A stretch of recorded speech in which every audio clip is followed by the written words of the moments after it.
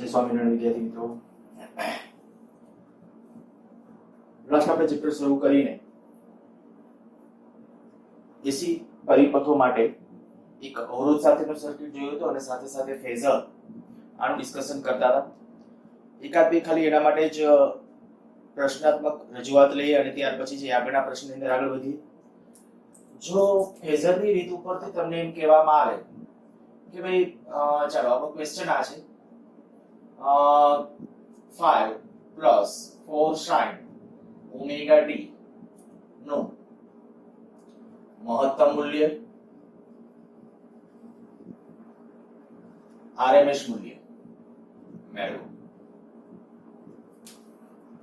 RMS મૂલ્ય કેમ મેળવાય મેં તમને શીખવાડેલું હતું. મહત્તમ મૂલ્યની વાત છે તો મહત્તમ મૂલ્ય પણ તમને આવડવું જોઈએ. આ મહત્તમ મૂલ્ય મેળવતા એના માટે છે આપણે જ્યારે 11th ની અંદર જ્યારે દોલનો અને તરંગો વાળા ચેપ્ટર ની અંદર હતા, તરંગો દોલનો વાળા ચેપ્ટર ની અંદર ત્યારે બે combination of two SHM out topic કરીને જ્યારે ભણતા ત્યારે કીધું હતું કે ભાઈ આવનારા દિવસોમાં જે ચાર ચેપ્ટર ની અંદર જે પદ્ધતિ જે કામમાં આવશે એ પદ્ધતિ જે બેઝિક સરવાળા કહે તો બેઝિક સરવાળા, ફેઝર કહે તો ફેઝર ખૂબ કામનું આપણા માટે. 5 + 4 sin omega t માની લો કે મારે આના માટેનું મહત્તમ મૂલ્ય ફાઇન્ડ આઉટ કરવું છે તો મહત્તમ મૂલ્ય માટે તમે શું વિચારી શકો તો કે આનું મહત્તમ મૂલ્ય કેટલું થઈ શકે?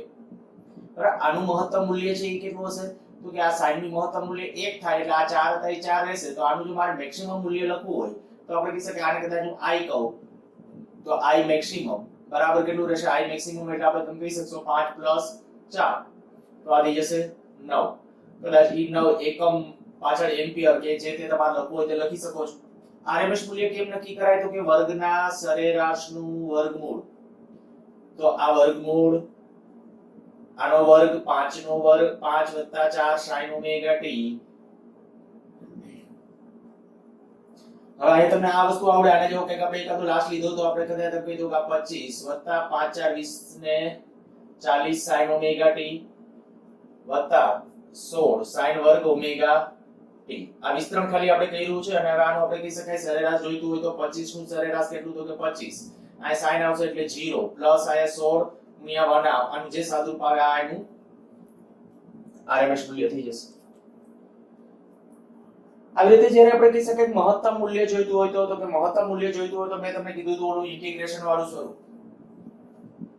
સોરી, જ્યારે સરેરાશ મૂલ્ય જોઈતું હોય તો સરેરાશ મૂલ્ય માટે શું કરવાનું કીધું હતું તો સરેરાશ માટે એક આપણા પાસે જે મેથડ છે આ સરેરાશ આપણે જો ડાયરેક્ટ મેળવવો હોય તો, બાકી આ રીતે આ જે sin cos ના જે ડાયરેક્ટ એનાથી ટૂંકી રીતે કરવું હોય તો કરી જ શકો છો. અધરવાઇઝ આપણા પાસે રસ્તો આ 0 થી તમે જે ગાળામાં સંકલન કરતા i dt ઇન્ટિગ્રેશન dt. તો આ સરેરાશની મેથડ છે, જરૂર પડે તો આનો ઉપયોગ કરી શકો છો. અચ્છા, તમને હું એક કામ સોંપું છું, તમારે મને એક આ પ્રશ્ન ગણી દેવાનો છે, આ તમારા ઉપર છોડી દઉં છું. ક્વેશ્ચન i બરાબર માની લો કે આવી રીતે આમ આપ્યું છે, ચલમાં લઈ લો a sin omega t + b cos omega t નું મહત્તમ મૂલ્ય, RMS મૂલ્ય. જે રીતે કરવો હોય ત્યારે આનું મહત્તમ મૂલ્ય જો કોઈ વિચારી રાખ્યું હોય કે a + b થશે તો a + b નહીં થાય, એ ભૂલ છે. a + b નહીં થાય. આ બે આવર્ત વિધેયો છે તો ત્યારે આપણે કહી શકાય આ તમને યાદ હોવું જોઈએ. ચાલો મહત્તમ મૂલ્ય છે એક કામ કરીએ, એક ગણાવી દઉં છું. જુઓ શું કરશું, બંને માટેના જ્યારે ફેઝરો ડ્રો કરીએ, એ બંને માટેના ફેઝર હું અત્યારે ફેઝરની રીતથી કરાવું છું. બંને માટેના જ્યારે ફેઝરો ડ્રો કરીએ, પહેલા માટેનો ફેઝર હું ડ્રો કરું તો આના માટેનો ફેઝર ડ્રો કરીશ તો આપણે કહી શકાય કે આ sin વાળા ઘટકની વાત છે, આ sin છે અને આ cos વાળું પદ છે. તો આને જ્યારે લખવું હોય તો તમે બે રીતે આ i વાળું સમીકરણ છે આમ લખી નાખું, a sin omega t + b cos છે ને sin માં ટ્રાન્સફર કરી શકાય omega t + pi/2. આ શું થશે, બીજા ચરણની અંદર છે આપણે sin માંથી cos માં ટ્રાન્સફર થઈ જશે, +pi/2 લખ્યું છે એટલે બરાબર, +pi/2 લખ્યું છે એટલે sin માંથી શેમાં ટ્રાન્સફર થઈ જશે cos માં. અને બીજું ચરણ, બીજા ચરણમાં આપણે કહી શકીએ કે sin કેવો હોય પ્લસ, તો આપણે કહી શકીએ કે આપણું ઓલું સમીકરણ છે એ આવી જશે. અને હવે વિચારો મારે આનો ફેઝર ડ્રો કરવો હોય તો હું શું કરીશ તો કે જ્યારે મારે આનો ફેઝર ડ્રો કરવો હોય તો જેનું મૂલ્ય a હોય અને જેનો કોણ કેટલો હોય ઓમેગા t દાખલા તરીકે આપણે કહી શકીએ આ જેનું મૂલ્ય a જેટલું છે અને જેનો કોણ કેટલો ઓમેગા t, આનો ફેઝર થયો. અને હવે આનો ફેઝર જ્યારે ડ્રો કરવો છે ત્યારે +π/2, તો આની સાથે આપણે કહી શકાય જે 90 નો એંગલ આવે એવી રીતે આ બી દાખલા તરીકે, અને આ એંગલ કેટલો થશે ટોટલ 90 + ઓમેગા t, અને આ મૂલ્ય કેટલું b. અને હવે મારે આનું મહત્તમ મૂલ્ય જોઈતું હોય તો કે સપાચકોના નિયમ પ્રમાણે વિચારી લેવાનું. સપાચકોના નિયમ પ્રમાણે શું થશે, આનું જો મારે મહત્તમ મૂલ્ય જોઈતું હોય, બે પરસ્પર લંબ સદિશો હોય તો એનું મહત્તમ મૂલ્ય કેટલું રહેવાનું, તો કે મહત્તમ મૂલ્ય એટલે તમે કહી શકો આ i મેક્સિમમ બરાબર કેટલું આવશે √a² + b², આ એનું મહત્તમ મૂલ્ય આવશે. બરાબર, આ મેં તમને બીજગણિતની રીતે ત્યારે તરંગવાળા ચક્રમાં શીખવાડેલું હતું ત્યારે આપણે a sin omega t + b sin omega t + π/2 છે. તો આને બીજગણિતની રીતે જ્યારે ટ્રાન્સફર કરવા જાઓ sin મેથ્સ વાળા તો આરામથી એમને ગણી શકશો. બરાબર, અહીંયા જ્યારે આ જે છે sin અને cos ના હા આ a અને b અત્યારે ખાસ ધ્યાન રાખજો, આ જે મેં બેના એમ્પ્લિટ્યુડ બેના કેવા આપ્યા છે અલગ અલગ આપેલા છે, બેના એમ્પ્લિટ્યુડ અલગ અલગ આપેલા છે.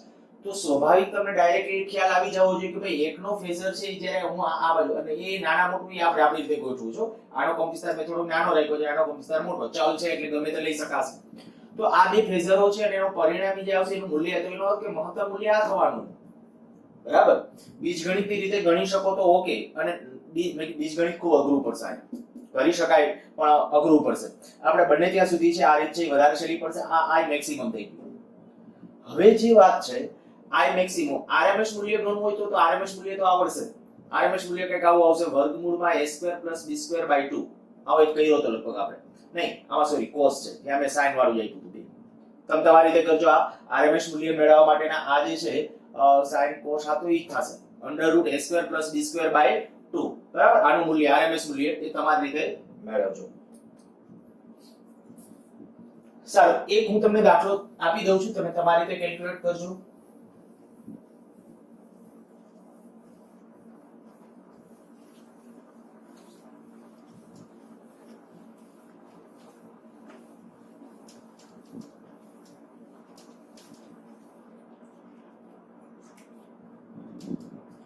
चलो i बराबर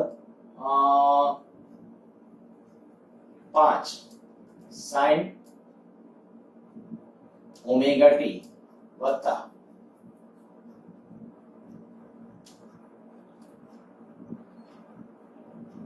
4 cos ઓમેગા t.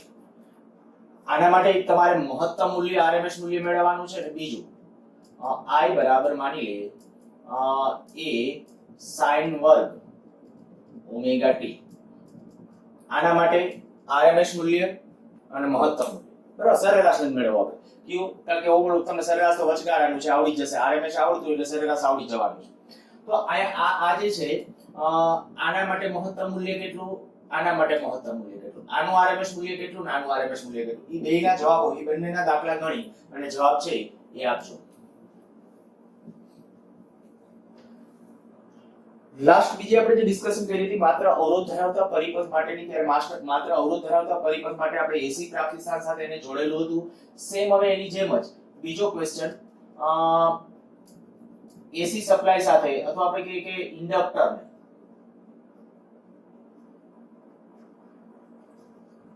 AC પ્રાપ્તિસ્થાન સાથે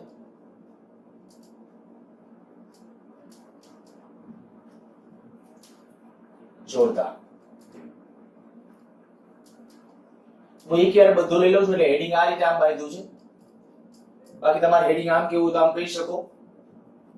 એસી પ્રાપ્તિસ્થાન સાથે ઇન્ડક્ટર જોડેલું હોય ત્યારે પ્રવાહ, પાવર, આ બધા અલગ અલગ પોઈન્ટ, બધા અલગ અલગ. આપણે અત્યારે મેં કીધું બધું એકની અંદર હું સમાવી લઉં છું. આ માટે ધારી લઈએ કે અહીંયા દાખલા તરીકે આપણું એસી પ્રાપ્તિસ્થાન છે v બરાબર vm sin ઓમેગા t પ્રકારનું લઈએ.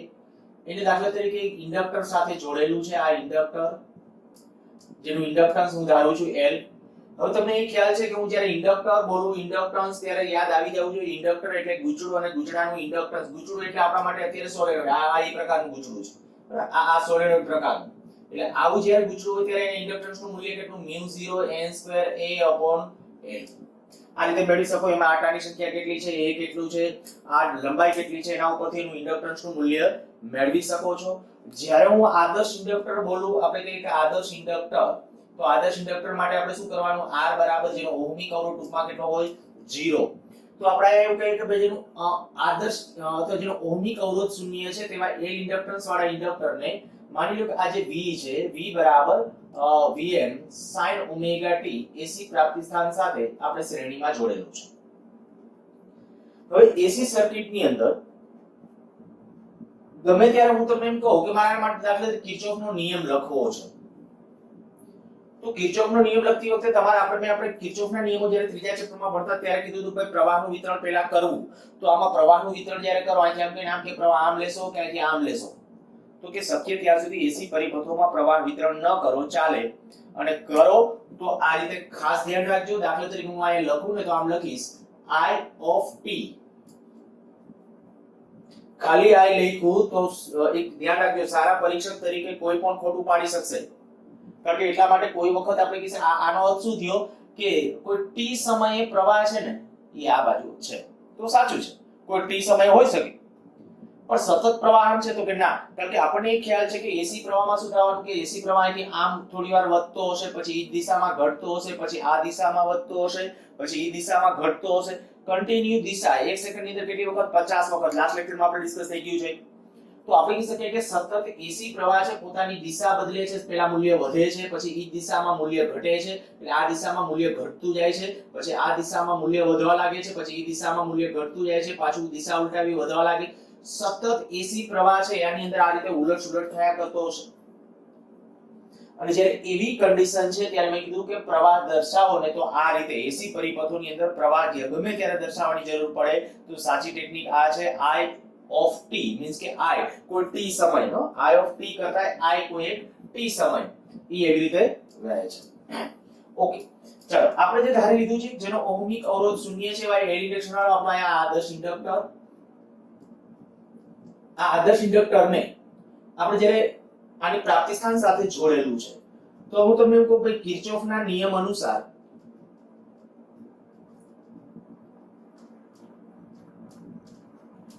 જો કિર્ચોફનો નિયમ એપ્લાય કરશો તો કિર્ચોફના નિયમ અનુસાર શું થશે, માની લો કોઈ એક અત્યારે પ્રવાહ આ દિશામાં દર્શાવ્યો હોય તો આ છેડો પ્લસ હશે, આ પ્લસ ગણાય, આ કેવો હશે માઈનસ.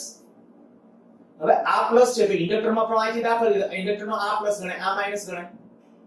હવે યાદ કરો, જો આનો પીડી v હોય તો ઋણથી ધન જાવ તો પ્લસ ગણો, તો અહીંથી આપણે અહીંથી ધનથી ઋણ જાવ તો શું આવે, માઈનસ. માઈનસ L di/dt બરાબર 0. બધગારો પૂરો થઈ ગયો. આ કિર્ચોફનો નિયમ લખ્યો છે, આવડી જવો જોઈએ, સમજાઈ જવો જોઈએ. ફરીથી હું બોલી જાઉં છું, પહેલા મેં પ્રવાહ આ બાજુ ધાર્યો છે કે આ છેડો ઋણ થયો, આ કારણ કે આ પ્રાપ્તિ સ્થાન છે, પ્રાપ્તિ સ્થાનમાંથી પ્રવાહ આમ આવતો એનો કે આ છેડો ધન હોવો જોઈએ, તો આ ધન છે. અને ઇન્ડક્ટરમાં પ્રવાહ જ્યાંથી એન્ટર થાય એ બાજુનો છેડો ધન, આ છેડો કેવો ગણવાનો, ઋણ. તો પ્રવાહ અહીંથી આ રીતે આમ રહે છે. જો આમાં ઇન્ડક્ટરમાં જ્યાં di/dt એ શું છે, તો આ હું એમ કહું કે I શું છે, તો કે t સમયે પ્રવાહ, t સમયે પ્રવાહ. અને જો di/dt એ t સમયે પ્રવાહના ફેરફારનો દર, t સમયે પ્રવાહના ફેરફારનો દર. કદાચ બની શકે કે પ્રવાહના ફેરફારનો દર છે ચેન્જ થતો હોઈ શકે. અચ્છા, હવે આપણો ટાર્ગેટ શું છે પહેલા તમને કીધું. જો 2 માર્ક માટે એક આવો ક્વેશ્ચન તમને પૂછી શકે કે જ્યારે એસી પ્રાપ્તિ સ્થાન સાથે ઇન્ડક્ટરને જોડવામાં આવે ત્યારે પરિપથમાં વહેતા પ્રવાહનું સૂત્ર તારવો. તો પહેલી જ વસ્તુ તમારે ડિસ્કશન બહુ સિમ્પલ અને સરળ, થોડું મેથ્સ છે આ ચેપ્ટરની અંદર, થોડું મેથ્સ રહેશે થ્રોઆઉટ. આપણે શું કરવાનું છે તો કે પહેલા તો સર્કિટ ડ્રો કરીને આટલું કીધેલું ભાઈ આદર્શ ઇન્ડક્ટરનો અર્થ મગજમાં હોવો જોઈએ જેનો ઓહમિક અવરોધ કેવો છે, શૂન્ય. એવા ઇન્ડક્ટરને કેની સાથે જોડેલ છે, V બરાબર Vm sin ઓમેગા t એસી પ્રાપ્તિ સ્થાન સાથે જોડેલ છે. હવે શું કરશું, જ્યારે આપણે કહી શકીએ પ્રવાહ વધતો હશે તો કે ઇન્ડક્ટર વધવા નહીં દે, ઘટતો હશે તો ઘટવા નહીં દે. કારણ કે લેન્ઝના નિયમ અનુસાર જ્યારેથી આપણા પ્રવાહ વધવાનો ટ્રાય થશે તો કે જેવો વધવાનો ટ્રાય થશે ને એટલે ઇન્ડક્ટર રોકશે, ભાઈ રહેવા દે. પ્રવાહ જેવો ઘટતો હશે તો કે ઘટવાય નહીં દે, તો એને જે ખરેખર ઊર્જા સ્વરૂપે, કારણ કે પ્રવાહ જ્યારે વધતો હશે વિચારો જોઈએ તો એક ચોક્કસ મૂલ્યના પ્રવાહ જ્યારે આપણે કે એની અંદરથી પસાર થયો તો એમાં ઊર્જા કંઈક સંગ્રહિત થઈ હશે. ઇન્ડક્ટરમાં 1/2 Li², તમને એ યાદ છે ઇન્ડક્ટરમાં સંગ્રહિત ઊર્જા U બરાબર શું કહેવાય, 1/2 Li². હવે જેવો પ્રવાહ અહીંથી આમ આ બાજુ પ્રવાહ વહેતો હતો તો આમાં ઊર્જા સંગ્રહિત થઈ, પણ જેવો પ્રવાહ ઘટવાની શરૂઆત થઈ ને એટલે તરત જ આ ઘટવાનો વિરોધ કરવા માટે આ એક જાણે કે બેટરીની માફક વર્તન કરશે અને પ્રવાહ છે ને એનાથી વિરુદ્ધ દિશામાં, એટલે કે પ્રવાહ પોતે એક બેટરી છે એની જેમ બિહેવિયર આપશે અને એને સંગ્રહેલી ઊર્જા રિલીઝ કરશે, પાછી પ્રાપ્તિ સ્થાનને આપશે ઊર્જા. આદર્શ ઇન્ડક્ટરમાં ઊર્જા ક્યારે ઉષ્મા ઊર્જા સ્વરૂપે વ્યય પામતી નથી.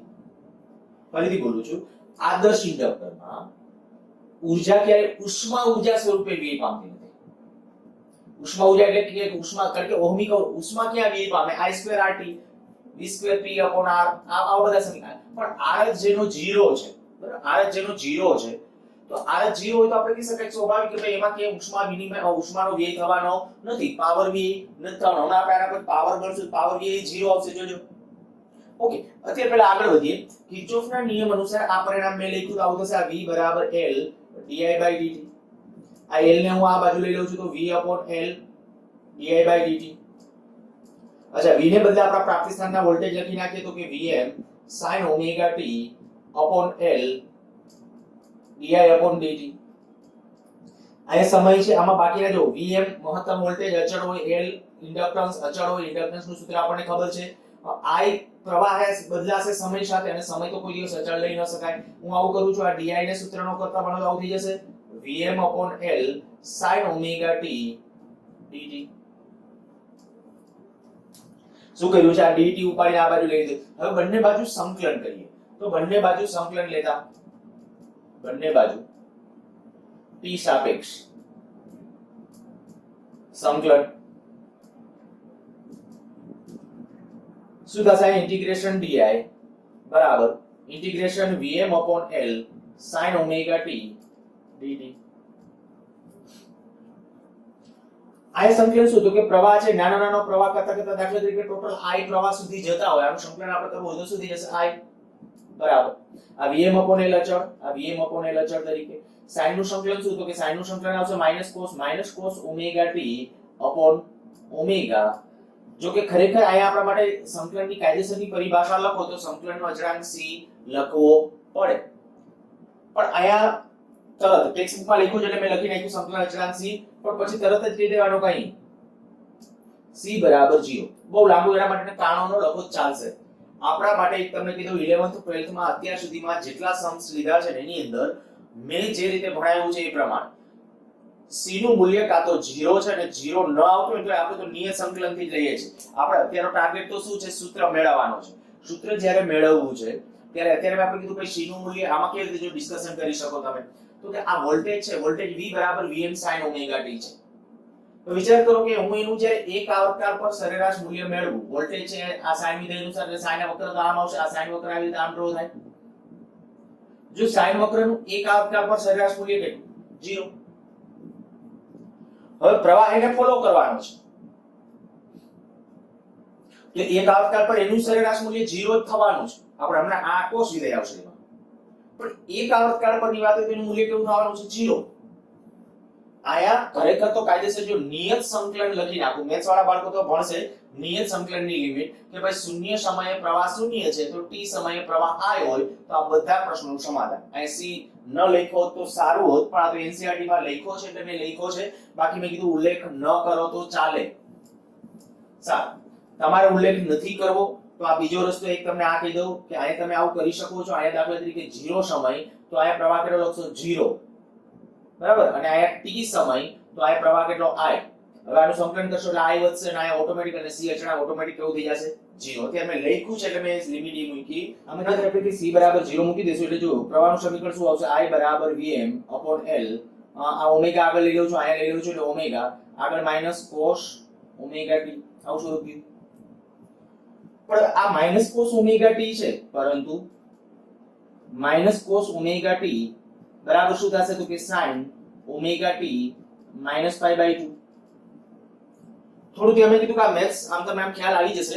કદાચ જો આમાંથી હું આમ કરું π/2 - ωt કરી નાખું, π/2 - ωt, તો આગળ માઈનસ લઈ લેવું પડશે. એક માઈનસ એટલે માઈનસ અહીંયા મળી જશે એટલે sin π/2 - ωt કેટલું થઈ જાય? cos. આ ωt - π/2 છે એટલે આવું થશે. ઓકે, આગળ વધી હવે આ કિંમત આની અંદર આપણે જ્યારે મૂકી દીધી એટલે આવું આવ્યું પ્રવાહનું સમીકરણ I બરાબર Vm upon omega L sin omega t minus pi by 2. તો આ થઈ ગયું આપણું પ્રવાહનું સમીકરણ. 2 માર્ક માટેનો એક ક્વેશ્ચન તમને અહીંયા સુધી પૂછી શકે છે. માત્ર ઇન્ડક્ટર ધરાવતા એસી પ્રાપ્તિસ્થાન સાથે જ્યારે એસી પ્રાપ્તિસ્થાન માટે પ્રવાહનું સૂત્ર ધારો તો પ્રવાહનું સૂત્ર એટલે પ્રવાહનું સૂત્ર થઈ ગયું આપણું આ થઈ ગયું. હવે દેખીતી વાત છે કે જો પ્રવાહનું સમીકરણ આ હોય તો આના ઉપરથી તમે એમ કહો આપણું વોલ્ટેજનું સમીકરણ શું હતું? તો કે વોલ્ટેજનું સૂત્ર તો આ હતું Vm sin omega t. આ પ્રવાહનું સમીકરણ શું આવ્યું? તો કે પ્રવાહનું જે સમીકરણ આવ્યું ને હજી હું ખાલી એક વખત ખાલી રીઅરેન્જ કરીને વ્યવસ્થિત લખું છું. Vm sin omega t minus pi by 2 છેદમાં omega n. એ જ સૂત્ર છે, બીજું કઈ ચેન્જ નથી કર્યું. હવે જુઓ જોઈએ આયા દાખલા તરીકે આપણે જેમ આ જે પદ છે તો આઉટ 11th માં ભણી ગયા કે સરવાળા બાદબાકીમાં જેટલા પદ હોય એના બધાના પરિમાણો કેવા હોય, સરખા હોય, મીન્સ કે એકમો કેવા હોય. આ c નો એકમ કદાચ પૂછવાનું હોય, આ સંકલન અચળાંક c છે, આનો એકમ શું થાય? તો પ્રવાહનો જે એકમ હોય. આનો એકમ શું થાય? કે પ્રવાહનો એકમ હોય. તો એનો અર્થ એવો થાય કે આ પણ કંઈક પ્રવાહ જ છે. આ પ્રવાહ એ છે આખું, તો આખું પદ પ્રવાહ છે. જો પ્રવાહ હોય તો હું એમ કહું કે આની જ્યારે હું આની સાથે આપણે ખરેખર આ જે છે Vm sin omega t જે ઓહમના નિયમ I બરાબર V upon R જેવું સ્વરૂપ છે.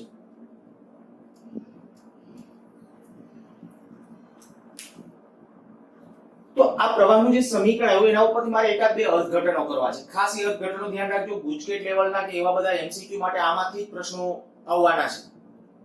તો સૌથી પહેલી વાત તમને એ કહી દઉં કે આ વોલ્ટેજની કળા કેટલી હતી? તો કે વોલ્ટેજની કળા કેટલી? Omega t. પ્રવાહની કળા કેટલી? જુઓ બે વિધેય sin sin. આ sin વિધેય છે, આ sin નહોતું એટલે મેં sin માં ટ્રાન્સફર કર્યું. એક sin માં હોય ને એક cos માં હોય ન ચાલે. કળા તફાવત જો તમારે નક્કી કરવો હોય તો અહીંયા વિધેય sin છે તો અહીંયા કયું વિધેય આપણે લઈ લીધું, sin માં ટ્રાન્સફર કર્યું, અહીંયા cos આવ્યું હતું એટલે sin માં પાછું ટ્રાન્સફર કર્યું. અને એના ઉપરથી હવે તમને એમ કહું છું કે અહીંયા જો ઓમેગા t કળા હોય અહીંયા કેટલી છે? Omega t minus pi by 2. તો તમને એક ખ્યાલ આવી ગયો હશે કે અહીંયા જો કળા ઓમેગા t છે, અહીંયા omega t minus pi by 2 કોણ પાછળ? તો કે પ્રવાહ. કેટલો પાછળ કળામાં? તો કળામાં pi by 2 જેટલો પાછળ છે. એટલે આપણે એટલે શું કે માત્ર ઇન્ડક્ટર ધરાવતા પરિપથ માટે આવા પરિપથમાં પ્રવાહ એ વોલ્ટેજ કરતા કળામાં pi by 2 રેડિયન જેટલો પાછળ છે. અરે પહેલી વસ્તુ આ એટલે આનો અર્થ એ કે વોલ્ટેજ આગળ છે, પ્રવાહ પાછળ છે તો વોલ્ટેજ પ્રવાહ પાછળ છે એનો અર્થ કે વોલ્ટેજ આગળ છે. ઓકે, હું હજી બીજી જે એમસીક્યુ માટે જે ડિસ્કશન કરું છું, બરાબર, આપણું 2 માર્ક માટે 3 માર્ક માટે કદાચ પ્રવાહનું સમીકરણ તો અહીં સુધી તમારે ફરજિયાત લખવું પડશે. નેક્સ્ટ હવે જ્યારે વાત કરું છું કે આ જે છે જો આપણું પ્રવાહનું એક સમીકરણ આમ લખીએ I બરાબર Im sin omega t minus pi by 2 તો તમે સમજી શકો જ્યાં Im બરાબર શું આવશે? Im બરાબર Vm upon omega L. કે આ પદ મેં તે શું કીધું પ્રવાહના સમીકરણનું સ્વરૂપ કેવું હોય તો કે I બરાબર Im sin કા cos કોઈ પણ પ્રકારનું હોઈ શકે. તો આ sin પ્રકારનું પણ આ કળા જે હોય કળા લખવી પડે. આ પ્રવાહનું આપણું જે સમીકરણ મેં લખી રાખ્યું આ લખો અથવા આ લખો, આ પ્રવાહનું આપણું સમીકરણ છે. હવે આને જે આપણે કીધું ઓહમના નિયમ સાથે આ ઓમેગા L છે ને એનો આ આપણે કીધું ઓમેગા L, જ્યાં ઓમેગા L એને આપણે નામ આપશું ઇન્ડક્ટિવ રિએક્ટન્સ અથવા એને બોલું છું ઇન્ડક્ટરનો અસરકારક અવરોધ. જનરલી આની સંજ્ઞા Z, જનરલી એની સંજ્ઞા મેં કીધું Z, ઇન્ડક્ટર માટે છે તો ZL. જો કે એનું મૂલ્ય જ્યારે લખતા હોઈએ ત્યારે XL પણ લખાય છે. ચાલો અત્યારે હું XL તરીકે કારણ કે મૂલ્ય છે, પછી એને જ્યારે સમકક્ષ સ્વરૂપે રજૂ કરશું ત્યારે વિચારશું. તો આ XL એનું મૂલ્ય એટલે XL બરાબર ઓમેગા L શું છે? Inductive reactance. રિએક્ટન્સ નો અર્થ થાય અસરકારક અવરોધ. ઓહમિક અવરોધ અને અસરકારક અવરોધમાં ફેર છે. ખાસ ધ્યાન રાખજો, ઓહમિક અવરોધ અને અસરકારક અવરોધમાં ફેર છે.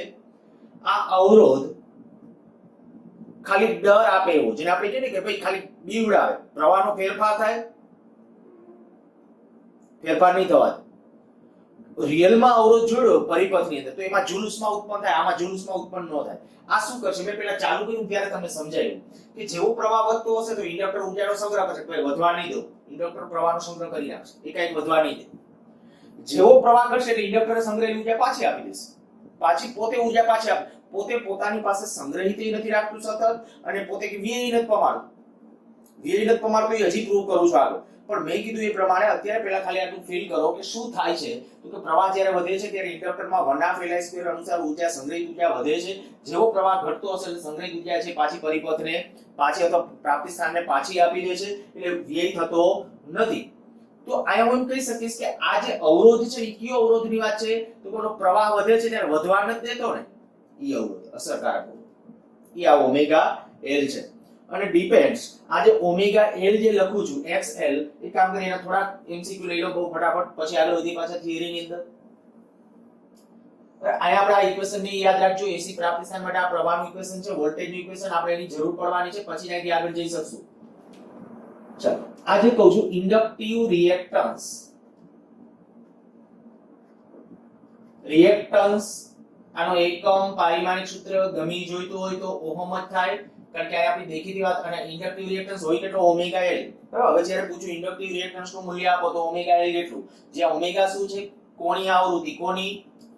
કોણીય આવૃત્તિ તો કે એસી વોલ્ટેજની, એસી વોલ્ટેજની અથવા એસી જનરેટરની, જે કયો લાસ્ટ ચેપ્ટર ની અંદર આપણે જોયું જનરેટર કહેતા, એસી જનરેટર. એ જનરેટરમાં ઓલું ટર્બાઇન જે ફરતું હતું, જે ઝડપે અંદર ગુચડું ફરતું હતું, એની જેટલી ફ્રીક્વન્સી હોય એ ફ્રીક્વન્સી એસી વોલ્ટેજની હોય, અને એ જે ફ્રીક્વન્સી છે એ જ આયા આપણું આ ઓમેગા એ ત્યાંથી જ કન્ટિન્યુ છે. આયા જે આપણે કહીએ કે આ 2πfl, જ્યાં f એટલે આપણું ઘરના એસી વોલ્ટેજ છે તો f એટલે કેટલું હશે? 50 હર્ટ્ઝ. અચ્છા, આજે આનો કીધું કે આનો એકમ, ઇન્ડક્ટિવ રિએક્ટન્સ નો એકમ, તો એકમ શું આવી જશે? ઓહમ. પારિમાણિક સૂત્રની પછી આવડે છે ના ઉપરથી, હું એ કઈ લખાવતો નથી. જો ડીસી હોય, ડીસી પ્રાપ્તિ સ્થાન માટે અથવા ડીસી માટે, ખાલી ટૂંકું લખું છું, ડીસી માટે, ડીસી હોય તો f બરાબર કેટલું? 0, ફ્રીક્વન્સી 0 હોય. જો ડીસી માટે ફ્રીક્વન્સી 0 હોય તો ઇન્ડક્ટિવ રિએક્ટન્સ L બરાબર 0. અને એસી પ્રાપ્તિ સ્થાન હશે તો એસી માટે, તો કે એસી માટે f વ્યાખ્યાયિત હોય not equal to 0, f not equal to 0, અને ત્યારે આપણે કહી શકાય એનો ઇન્ડક્ટિવ રિએક્ટન્સ કેટલો હશે? 2πfl. અને જેમ IMRM લખો તો લખી શકાય xl is proportional to f. Inductive reactance ઈ કેના સમચલનમાં? તો કે inductive reactance L, inductive reactance XL એ f ના સમચલનમાં છે, વળી L ના પણ સમચલનમાં છે. જો L વધશે તો XL વધશે. આ કદાચ એમ તમે AC માટે દાખલા તરીકે XL વિરુદ્ધ f નો આલેખ ડ્રો કરવામાં આવે તો કે તો આલેખ આવો મળશે, XL વિરુદ્ધ f નો આલેખ. આ બધા ગુજકેટ લેવલના પ્રશ્નો છે, મેં કીધું પૂછી શકાય. અને આનો અર્થ શું થયો? તો કે ડીસી પરિપથોમાં, આના આધારે હું કહી શકું કે ભાઈ ડીસી પરિપથોમાં સ્થાયી પ્રવાહ વખતે, સ્થાયી પ્રવાહ વખતે ઇન્ડક્ટરનો કોઈ રોલ નથી. છેલ્લા જે આગલા છેલ્લું ચેપ્ટર જે પૂરું કર્યું એના છેલ્લા લેક્ચરની અંદર, બરાબર, ત્યારે હું આ વિધાન એક બે વખત બોલ્યો હતો અને કીધું તો આપણે નેક્સ્ટ ચેપ્ટરની અંદર વધારે ડિસ્કશન પાછા કરીશું. તો ડીસી પરિપથની અંદર સ્થાયી પ્રવાહ વહેતો, સ્થાયી પ્રવાહ વહેતો ડીસી પરિપથની અંદર ફ્રીક્વન્સી કેવી હોય? કારણ કે ડીસી પરિપથ એટલે એક ધારો હોય, ડીસી પ્રવાહ એટલે એક ધારો. મેં આ ચેપ્ટર શરૂ કર્યું ત્યારે કીધું હતું ડીસી એટલે એક ધારો, ખરેખર પ્યોર ડીસી જેને ગણીએ છીએ. જો પ્યોર ડીસી એક ધારો હોય તો એની ફ્રીક્વન્સી જ ના હોય, ફ્રીક્વન્સી ના હોય તો ફ્રીક્વન્સી 0. ફ્રીક્વન્સી કેને હોય? એસી. જનરેટરની અંદર આપણે ખબર છે ભાઈ જ્યારે કાં તો સાઇન વિધેય અનુસાર બદલાય, કાં તો કોસ અનુસાર, કોઈ આવર્ત વિધેય અનુસાર હોય તો f નોટ ઇક્વલ ટુ 0. પણ આની અંદર f 0 હોય, અને જો f 0 હોય તો ડીસી પરિપથ આનો કે ઇન્ડક્ટિવ રિએક્ટન્સ 0. ઇન્ડક્ટિવ રિએક્ટન્સ 0 એનો અર્થ શું થઈ ગયો? તો કે આ કાઈ ફેરફાર કરી મીન્સ કે આપણે આ જોડી દીધું છે. માની લ્યો કે આપણું આ ઇન્ડક્ટર અહીંયા આપણે કઈક ડીસી બેટરી સાથે જોડી દીધું છે, ડીસી બેટરી સાથે. જો સ્થાયી પ્રવાહની સ્થિતિ છે, પ્રવાહ I ફિક્સ કરું તો, પ્રવાહ સમયના વિધેય તરીકે લઉં તો પ્રવાહ બદલાય, અને પ્રવાહ તો સ્થાયી પ્રવાહ ન હોય તો આપણે એવું કીધું હતું વૃદ્ધિ દર અને ક્ષય દર, પ્રવાહ વધઘટ થતો હોય ત્યારે ત્યારે ઇન્ડક્ટરનો રોલ છે, બરાબર, ત્યારે થોડો રોલ છે. પણ અહીંયા આપણે જે ડિસ્કસ કરીશું કાં તો સ્થાયી પ્રવાહની સ્થિતિ હશે, તો સ્થાયી પ્રવાહની સ્થિતિ એ ક્યારે ડીસી ની અંદર, તો ડીસી ની અંદર જ્યારે સ્થાયી પ્રવાહ હશે તો ઇન્ડક્ટરનો કોઈ રોલ નથી. અને મેં તમને છેલ્લે આવું સમજાવેલું હતું કે આપણે શું કરવાનું, જે ઇન્ડક્ટર દેખાય તેને બદલે પ્લેન તાર, કારણ કે આનો અવરોધ તો આપણે કીધું કે આદર્શ લેશું એટલે અવરોધ કેટલો R બરાબર 0 લેવાનો. ઓકે, પણ એસી, જો આ એસી હોય, ડીસી ને બદલે જ્યારે એસી પ્રાપ્તિ સ્થાન હોય તો શું થશે, તો કે એસી પ્રાપ્તિ સ્થાન હોય તો કે તો આ ફ્રીક્વન્સી જે હશે એ અનુસાર આ રિએક્ટન્સ હશે, અવરોધ વધશે. હું એક પ્રશ્ન ત્યારે એક પ્રશ્ન બનાવ્યો હતો, એવો જ પ્રશ્ન આયા. દાખલા તરીકે તમને એમ કહેવામાં આવે કે આ એક ઇન્ડક્ટર છે, આ એક બલ્બ છે, પૂછાયેલો પણ છે, નીટમાં પૂછ્યો છે, લગભગ ગુજકેટમાં પૂછ્યો છે. આ એસી પ્રાપ્તિ સ્થાન ડીસી સાથે મેં જોડીને અગાઉ આગલા ચેપ્ટરમાં પૂછ્યો તો આ એસી પ્રાપ્તિ સ્થાન છે. હવે તમને એમ કહેવામાં આવે કે આ એસી પ્રાપ્તિ સ્થાન સાથે જોડેલું છે, જો આ જે ગુચડામાં નરમ લોખંડનો સળિયો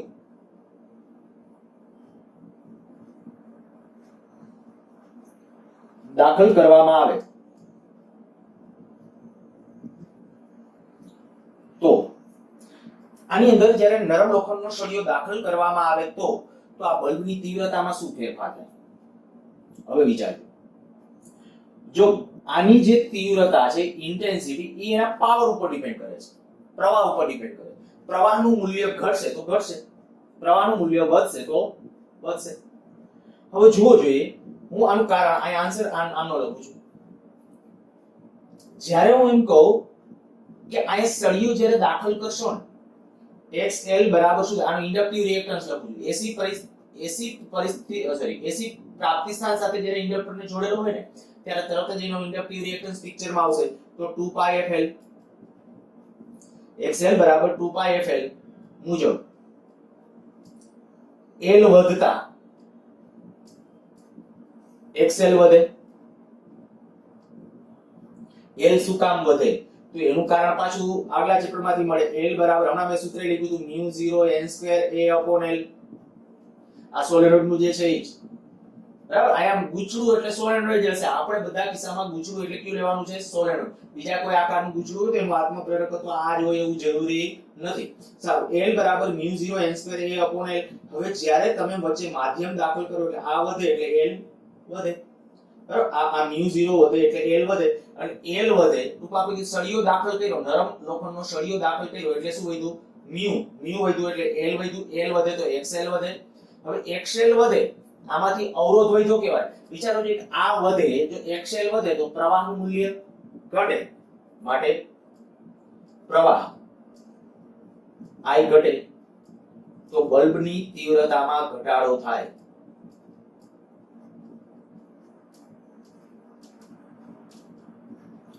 ખરેખર પ્રેક્ટિકલી વ્યવહારમાં પણ ગમે ત્યારે એસી પ્રાપ્તિ સ્થાન સાથે આ ઇન્ડક્ટર જોડેલું હોય અને કોઈ વચ્ચે સળિયો છે, એ તમે થોડું ધ્યાન રાખો કે આ બધા શોર્ટ સર્કિટ વાળા બધા સાધનો છે ને શોક લાગવાની શક્યતા વધુ. તો ઇન્સ્યુલેટેડ હથિયારો વડે જો તમે કદાચ આ એક્સપેરિમેન્ટ કરતા હો કે આવું કોઈ ગુચડું હોય, ખાલી નાનકડું એવું ગુચડું હોય તો ચાલે, પણ એક સળિયો એને ગુચડા ન અડે એવી રીતે તમે વચ્ચે કદાચ અંદર બહાર એવી રીતે સળિયો લેશો ને તો બલ્બની તીવ્રતા છે એની ઇન્ટેન્સિટીમાં તમને ફેરફાર થતો જોવા મળશે. પણ ફરજિયાત એસી પ્રાપ્તિ સ્થાન હોય તો, ડીસી પ્રાપ્તિ સ્થાન હોય તો નહીં. ખાસ કહું છું, ડીસી પ્રાપ્તિ સ્થાન હોય તો નહીં, બરાબર. તો આ વાત થઈ ગઈ આપણી એમસીક્યુ માટે. ખાસ યાદ રાખજો, ફરીથી એકવાર આટલું કહી દઉં છું, ઇન્ડક્ટિવ રિએક્ટન્સનો એકમ શું, ઓહમ. બરાબર, ઇન્ડક્ટિવ રિએક્ટન્સ છે એટલે આવૃત્તિ ઉપર ડિપેન્ડ કરે છે. આવૃત્તિ અને ઇન્ડક્ટન્સ L ઉપર ડિપેન્ડ કરે. આવૃત્તિ F નું મૂલ્ય 0 કેના માટે, ડીસી માટે. તો ડીસી માં એની અંદર કોઈ રોલ હોતો નથી, એ મેં હમણાં આ સમજાવ્યું હતું. અને આયા જ્યારે વાત છે એસી પ્રાપ્તિ સ્થાન માટે, તો એસી પ્રાપ્તિ સ્થાનની અંદર રોલ છે અને એનું ઇન્ડક્ટિવ રિએક્ટન્સનું મૂલ્ય કેટલું, XL બરાબર 2πfL. એટલે કે XL is proportional to F. એના ઉપરથી મેં આલેખ ડ્રો કરી નાખ્યો અને એના રિલેટેડ એક ક્વેશ્ચન પણ આપણે ડિસ્કસ કરેલો છે. ઓકે, તો આ જે વાત થઈ ઇન્ડક્ટરમાં પ્રવાહ, બરાબર, અને પ્રવાહ રિલેટેડ આ પાછું આપણે ઇન્ડક્ટિવ રિએક્ટન્સ હતું એનું ડિસ્કશન. હું હવે ઇન્ડક્ટરમાં પાવરના ડિસ્કશન માટે ચાલુ છું કે ભાઈ આ ઇન્ડક્ટરની અંદર પાવર વે થાય કે નહીં. તો એના માટે આ પૂછી નાખું છું